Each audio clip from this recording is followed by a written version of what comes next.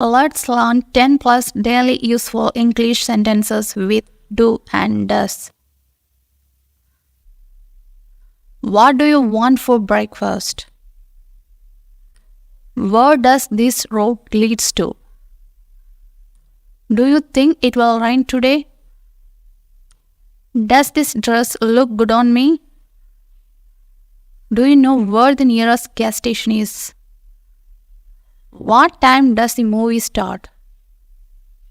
Does your phone have a good battery life? Do you remember where we parked the car? What do you usually do before going to bed?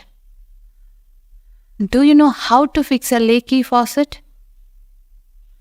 Does this bus go downtown? Does your cat like to be petted? Does this shirt match my pants? Do you have any spare change for the parking meter? What do you need from the grocery store? If you enjoy this video, please click on the subscribe button, click on the like button so that you won't miss any new content. Until next time, stay tuned.